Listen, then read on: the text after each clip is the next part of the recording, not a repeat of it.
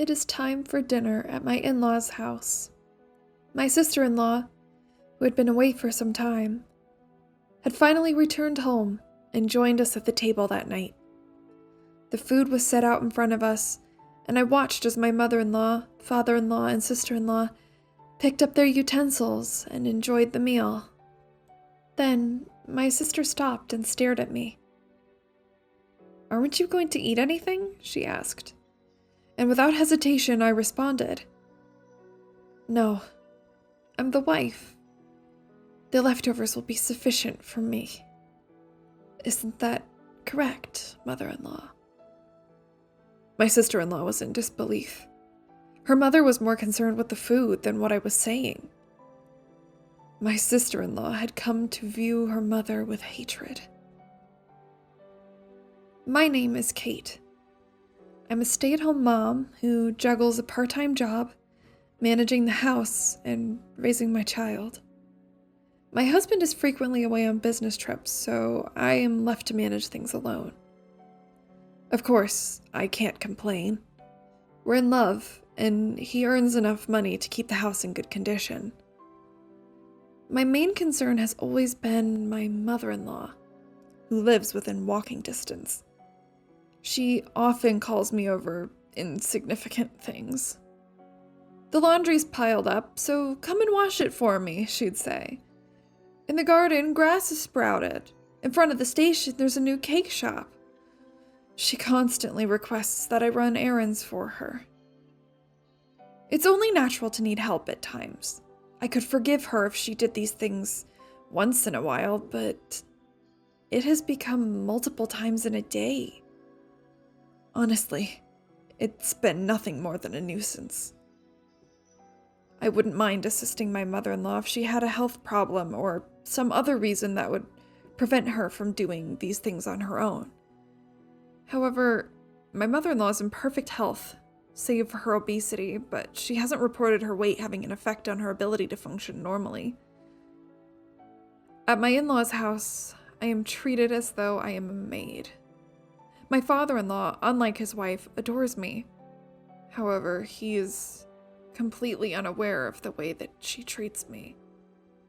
My mother-in-law only calls me when he's out of the house. When I let my husband know about this, he claimed that he would talk to his mother about it, and he has. He's warned her time and time again, but she, on the other hand, would make a fuss about it.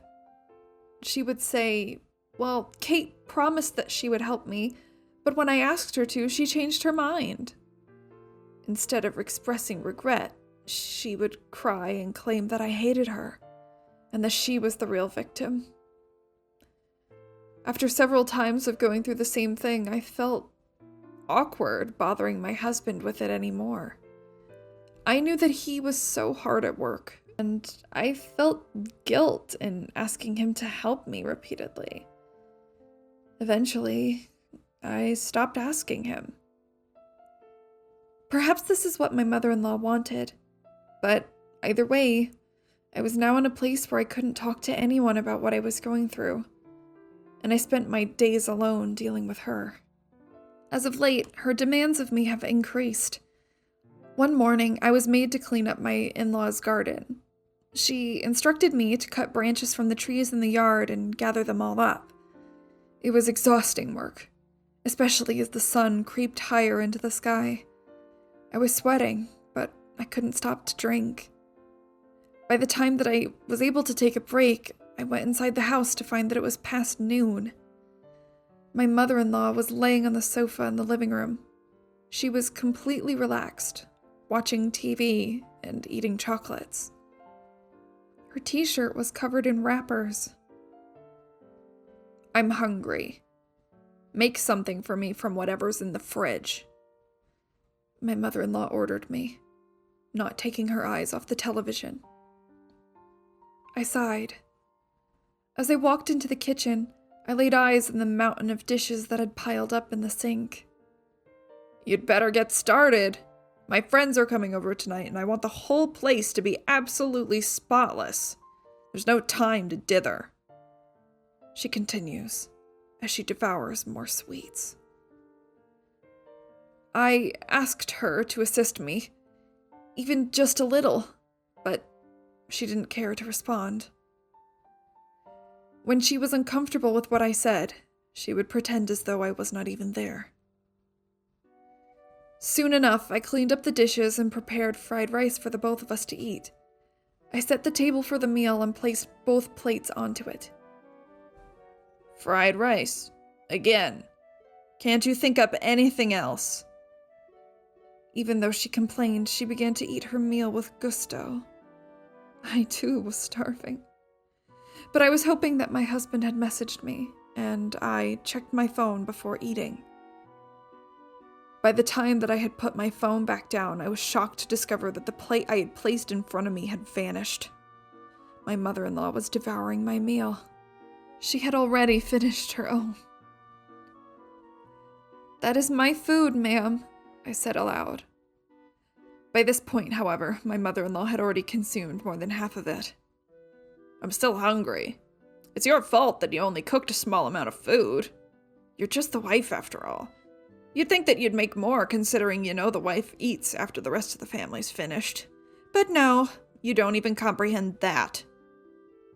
My mother-in-law quickly devoured the remaining fried rice without waiting for me to respond. There was nothing left. No rice, no vegetables, no meat. Nothing at all. Now, start cleaning up, my mother-in-law said. My friends will be here soon. With that, she got up and marched back to the sofa. With a loud tear, I heard her open a bag of chips, spilling pale yellow crumbs onto the rug beneath her. I vacuumed the floor silently. As I'm watching the machine suck up the potato chip crumbs, I can't help but imagine the vacuum cleaner as my mother-in-law, sucking up every bit of food and every last ounce of my dignity into a cyclone until nothing is left behind. I tried my best to relieve my hunger with water as I cleaned up as I had been asked. But the thought was clear in my mind. I swore to myself that I would never help my mother-in-law again. No matter how much she would beg and plead, I would never assist her again. If she wanted a maid who she could tell what to do, to the point of commanding her not to eat, she could try and pay for one. As for me, I couldn't do it any longer. I would not return to help her. Or so I thought. Things changed dramatically soon after that day. My father-in-law had passed out at work, and in order for him to recover, he needed nursing care. Unlike his wife, my father-in-law had always been a thoughtful and caring man.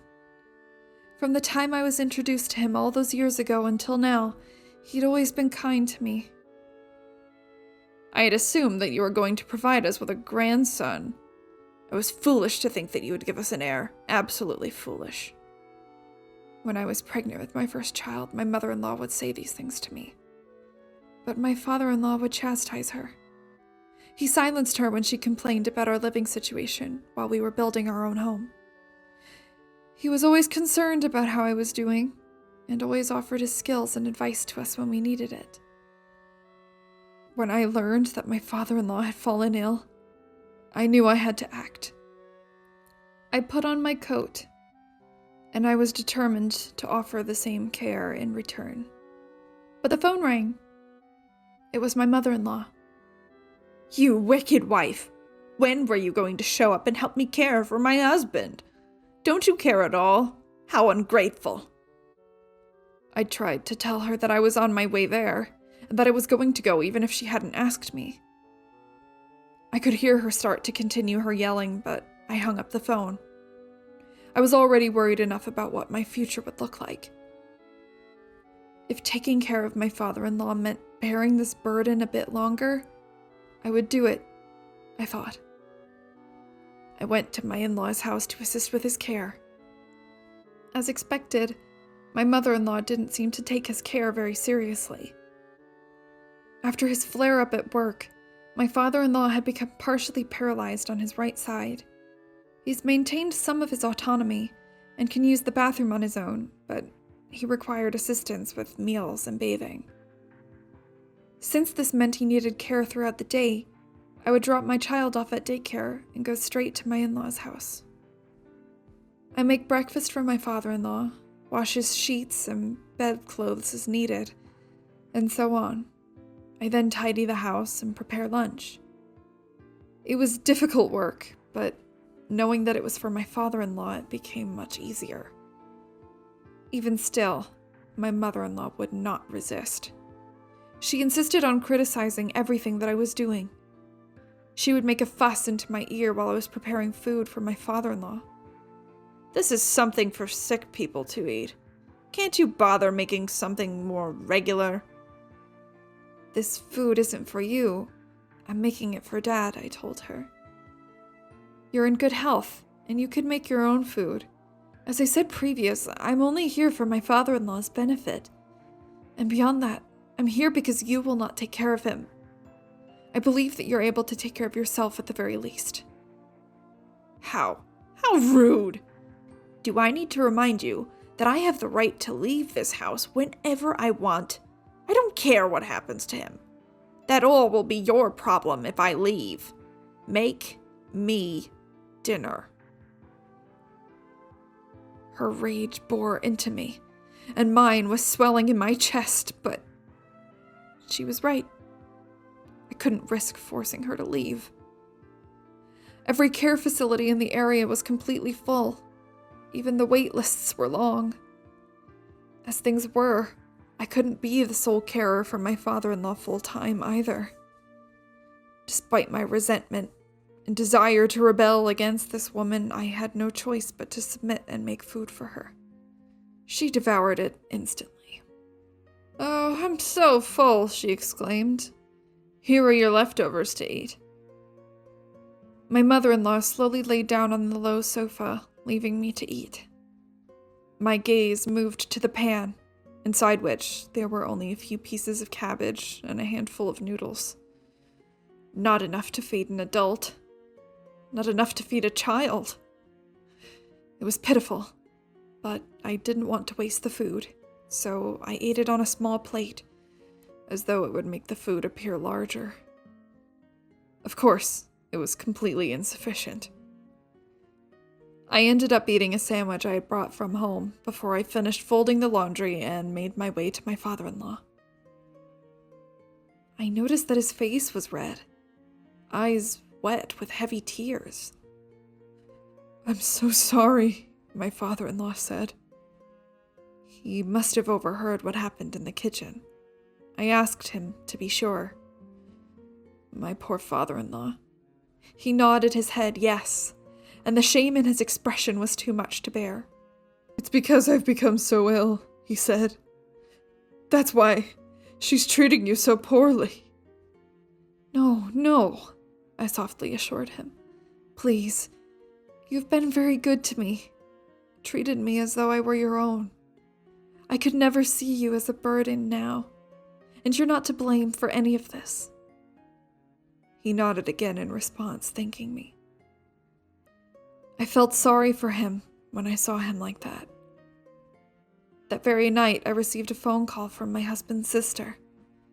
I'd only met her a few times before. My sister-in-law lives with her husband in another state. She and my mother-in-law don't get along well, so she doesn't visit very often. "I'm sorry, Kate, for all the trouble.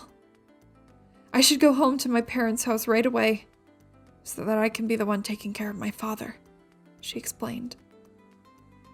It had appeared that she had heard about my father-in-law's condition, and that she called me once she discovered I was the one taking care of him. On the other end of the phone, she apologized profusely. I told her that I was merely doing what her father would have done for me, and that I hoped she didn't mind.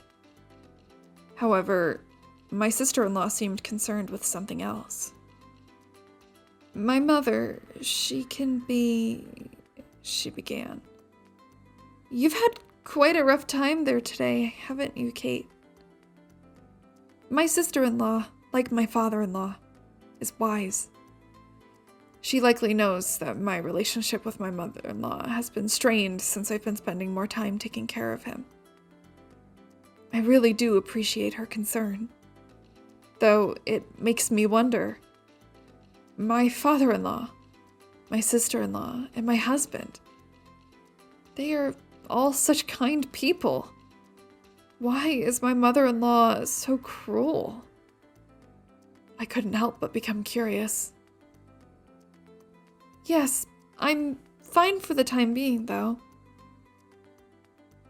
I let the conversation drift, but my sister-in-law seemed to sense the pain in my voice. After a few moments of silence, she said, "I'll be returning home at the end of the year. I'll let my parents know, so you don't have to worry about it any longer, Kate." To be honest, I was exhausted.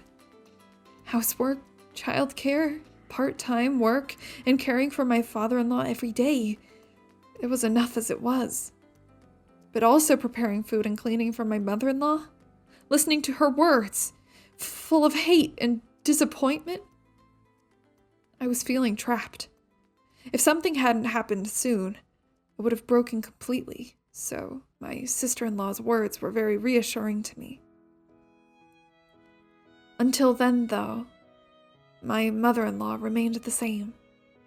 No, in fact, she was getting worse.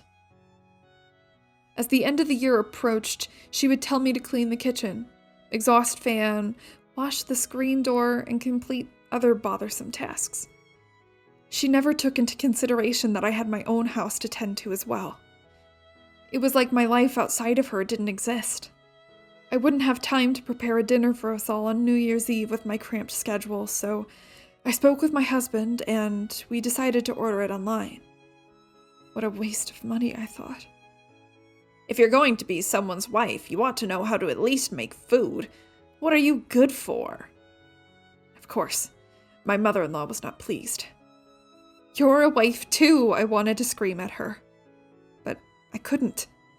I didn't want my father-in-law to overhear us arguing. I didn't want him to think that this was all his fault. I managed to calm her down by promising to prepare the New Year's Eve meal myself. My sister-in-law arrived at the house on New Year's Eve. She was alone. Oh, it's your first time home in years, and still you have nothing to show for it. You're all alone now. Whatever happened to that pathetic husband of yours? Did he divorce you for taking his place as man of the house? My mother-in-law hurls insults at her daughter without even saying hello. But when I saw my sister-in-law, I felt that familiar presence. It was as though I was looking at my own reflection as I saw her calmly respond. I couldn't bring my beloved husband here with me. I couldn't bear you being as cruel to him as I knew you would be. Anyways, I came home to see my father, not you. After saying this, my sister-in-law quickly departed into my father-in-law's room. At this rate, the New Year's dinner was not going to go very well. I had made a few dishes, but by dinner time, those dishes were more lively and pleasant than the people present to eat them. The only sound that I could hear in the quiet living room was a pot simmering softly. I served my father-in-law some food. My mother-in-law began to greedily eat the boiled meat on her plate as if on cue. My sister-in-law only looked on coldly. My husband had been attending his company's end-of-the-year party, and he wasn't with us on that night. Had he been there, the atmosphere might have become tolerable or even upbeat. He always brought that to every room he entered. I was wishing for this as I hopelessly assisted my father-in-law the best that I could. "Kate, why aren't you eating?" My sister-in-law turned to me. I was seated at the table, yes, but only for my father-in-law. There were no plates or utensils available for me. She must have been perplexed, but this had been my life for some time now. I smiled through my pain and told her, "Don't worry, I am the wife after all. A wife must be content to have the leftovers once the family's finished." My mother-in-law nods to my sorrowful words. My stomach aches. Right you are, she said, her words muffled by the food that she was actively eating. She was preoccupied with the meat and was thoroughly uninterested in conversing with us. I was curious how she could act like this and still have no shame. Disgusted by her attitude, I made a sarcastic remark. Though, you are a wife as well. Why are you eating now? The family's not yet finished. Before my mother-in-law could react, I was surprised to see my sister-in-law stand. Mama will need to eat a lot of meat while she still can. She won't be able to eat such expensive food if she's kicked out of the house. My eyes widened. My sister-in-law presented his document. A single packet of papers that would change everything. They were divorce papers. My father-in-law appeared to be in on all of this, as I watched the two of them make eye contact. At last, my mother-in-law's hands came to a halt. Father's divorcing you because he's finally run out of patience. He's been accepted into a very nice care facility and is planning on selling this house as soon as he's moved in. My mother-in-law nearly spat out her dinner. She hurriedly swallowed her mouthful and looked at her husband and daughter. If you dare do something like that, you'll have hell to pay in alimony. Her face was turning red as she yelled her threat. I'm afraid that's not going to be an issue. If you insist, though, we can take you to court over it. We have ample evidence of your disregard for the needs of the family and the neglect of your husband. My mother-in-law was enraged, but when the word court was mentioned, her attitude swiftly changed. I'm sure she's well aware what her disadvantage would be if things came to that. I'm sorry for everything. It was as though she was a different person. She whimpered and kneeled on the spot, begging for forgiveness. My sister and father-in-law, on the other hand, had nothing to say to her pitiful display. She kept apologizing, but there was nothing that she could do. All of us in that room knew that she was in the wrong. You'd better get started signing these papers. Once you're done, you can pack your things and leave the house. My sister-in-law was relentless. The years of abuse had welled up within her, and she would not back down on her demands. My mother-in-law would be packed and gone, leaving her alone in the freezing New Year's weather. It had seemed that my mother-in-law was also abusing my father-in-law on a daily basis. She would berate him, telling him that he was worthless, and that she wished that he would have just passed away instead of becoming such a burden. My father-in-law was very smart. He kept track of her daily outbursts and organized them with the help of my sister-in-law. The data that they had both accumulated was crucial in fighting their case in court. By the end, the claim was settled by offsetting it with a share of property, leaving my mother-in-law homeless. She currently lives in a rundown apartment and is working part-time to get by. She has become a different person in her struggle.